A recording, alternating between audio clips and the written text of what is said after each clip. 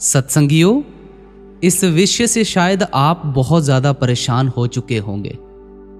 कहीं ना कहीं कोई ना कोई बात जो आपके मन में खल रही है, इसका आपको जवाब नहीं मिल रहा है, तो ये जवाब आज आपको मिल जाएगा। और कुछ पल की, सिर्फ कुछ पल की सत्संगियों, कुछ पल की मेरे को आपकी एकाग्रता चाहिए। जवाब एक एक क्लियर हो जाएगा। एक बड़ी सुंदर साखी आप जी के साथ शेयर करने जा रहा हूं, सच्ची घटना पर आधारित है। जिन्हें नामदान की बख्शिश हुई है, यही है ना आपका टॉपिक, कि जिन्हें नामदान की बख्शिश हुई है उनकी अक्सर यही शिकायत रहती है कि हमें ही इतने दुख क्यों आते हैं, जबकि दुनिया में और भी बहुत लोग हैं जो कि पता नहीं कितने गलत कार्य करते हैं, लेकिन वह फिर भी ऐशो आराम से जीते हैं। चाहे उन्होंने कितने ही पाप क्यों न किए हों, उन्होंने कितनों का दिल क्यों न दुखाया हो, लेकिन फिर भी वह सुखी हैं। उनके जीवन में सुख ही सुख है। और अगर दूसरी तरफ बात की जाए, जिन्हें नाम की बख्शिश हो गई है, जो सत्संगी हो गए हैं, जिन्होंने रूहानियत का मार्ग पकड़ लिया है, जो इस मार्ग पर चल पड़े हैं, अक्सर देखा गया है कि उन्हें ही ज़्यादा दुख झेलने पड़ते हैं। यही है ना आपका सवाल। तो इस सवाल का जवाब सुनो। एक ऐसा ही सत्संग महाराज जी के आगे एक सत्संगी ने रखा था कि हे सतगुरु, हे सच्चे पातशाह, सत्संगियों की अक्सर शिकायत रहती है कि उन्हें बहुत दुख तकलीफ झेलनी पड़ती है, जबकि उनके जीवन में तो आनंद होना चाहिए। ओबियसली बात तो सही है, आनंद होना चाहिए, क्योंकि उन्हें नाम मिल गया है। सोच तो यही है, ठीक है, सोच भी ठीक है, रूहानियत से तो जुड़े हुए हैं, लेकिन होता इससे उल्ट ही है महाराज जी। उन्हें बहुत मुश्किलें सहन करनी पड़ती हैं, बहुत दुख झेलने पड़ते हैं। ऐसा क्यों होता है, कृपया आप बताएं। तो जब ये प्रश्न सतगुरु ने सुना, पहले तो सतगुरु ने थोड़ा सा मुस्कुराया। उसके बाद महाराज जी कहते हैं कि आप ये जानना चाहते हो कि आखिर जो सत्संगी है, जो मालिक से जुड़ गए हैं, उन्हें ही इतने दुख क्यों आते हैं, जबकि उन्हें नाम की बख्शिश हो गई है। उनके जीवन में तो सुख होना चाहिए। आप यही जानना चाहते हो ना? तो इसका जवाब यह है कि अगर हमने सोने की परख करनी हो तो पहले उसे अच्छे से रगड़ा जाता है।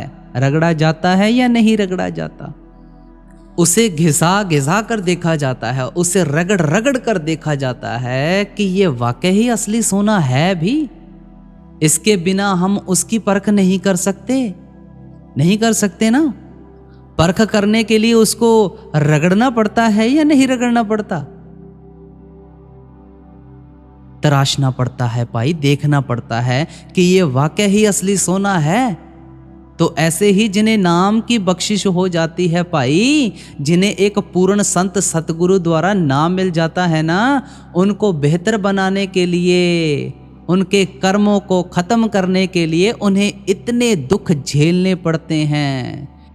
क्योंकि जो भी मालिक का प्यारा, मालिक से जुड़ जाता है, उसे नामदान की बख्शिश हो जाती है, वह इस मार्ग पर चलने लगता है, तब उसे बहुत मुश्किलों का सामना करना पड़ता है। क्योंकि यहाँ पर सतगुरु कहते हैं कि सालों के कर्म महीनों में, महीनों के कर्म दिनों में, और दिनों के कर्म घंटों में निपटाए जाते हैं। सो इतनी कृपा वो सतगुरु हम पर करते हैं। कभी सेवा से कर्म हल्के करवाते हैं, तो कभी सिमरन भजन से कटवाते हैं, क्योंकि उनका एक ही लक्ष्य होता है भाई, जीवात्मा को दोबारा जन्म ना लेने देना, इस भवसागर में दोबारा ना भेजना, इस जन्म में ही उसे मुक्ति हासिल हो सके। उनका ये मकसद होता है। लेकिन हम इससे नहीं समझ सकते। क्यों? क्योंकि हम वहां तक पहुंचे ही नहीं। मालिक हमें सूली की सूल करके दे रहा है, और शिष्य को इतनी ताकत देता है कि वो कब इन कष्टों से निकल जाता है उसे पता ही नहीं चलता। इतनी कृपा सतगुरु की हम पर हो रही है भाई। लेकिन अगर देखा जाए तो कमी केवल और केवल भाई हमारी तरफ से ही है, उनकी तरफ से कोई कमी नहीं है। वह तो हमारे लिए 100 कदम आगे चलकर आने के लिए तैयार खड़े हैं, लेकिन हम एक कदम भी नहीं उठाते। और जब मुश्किल की घड़ी आ जाती है तब उसे याद करने लग जाते हैं। सतगुरु की रहमत हम पर इतनी बरस रही है, इतनी बरस रही है कि हमें उसका अंदाज़ा भी नहीं। वह तो कहते हैं कि भाई आपके पास जो भी पड़ा हुआ है, आपके अंदर जो भी पड़ा हुआ है वह मुझे दे दो, और जो मेरे पास है वह मैं आपको दे दूंगा। बात खत्म। इतनी कृपा वह हम पर कर रहे हैं, तो इसके अलावा हमें और क्या चाहिए? ध्यान तो हमारा ही भटका हुआ है, किस चीज़ की कमी रह गई है? लेकिन हम फिर भी उसके बाणे में नहीं रहते, भजन सिमरन को पूरा वक़्त नहीं देते ना। गलती किसकी है? हमारी। जबकि इसमें फ़ायदा हमारा ही है, किसी का नहीं, किसी और का फ़ायदा नहीं होना है भाई। अगर हम अपने सतगुरु के हुक्म में रहकर, उनके भाणे में रहकर चलेंगे तो सतगुरु हम पर अपार कृपा करेंगे। जैसे कि कहा जाता है कि भाई अगर आप मालिक की भजन बंदगी में बैठते हो, उसे समय देते हो, तो मालिक आप पर इतनी कृपा करेगा, इतनी कृपा करेगा कि आपका परमार्थ भी बना देगा, स्वार्थ भी बना देगा। आपको किसी भी चीज़ की कमी नहीं रहने देगा। बस ज़रूरत है उसके हुक्म में रहने की, उसके भाणे में रहकर उसकी भजन बंदगी करने की। और जो अभ्यासी उसके हुक्म में रहता है उसे कभी दुख आता ही नहीं। वह सुख दुख से ऊपर उठ जाता है, उसका मालिक से मिलाप हो जाता है और उसके अंदर हर पल आनंद प्रफुल्लित होता रहता है। उसके अंदर पल पल आनंद के झरने फूटते रहते हैं। वह कभी उदास नहीं होता, क्योंकि वह अंदर से मालिक से जुड़ गया है और मालिक परमानंद है।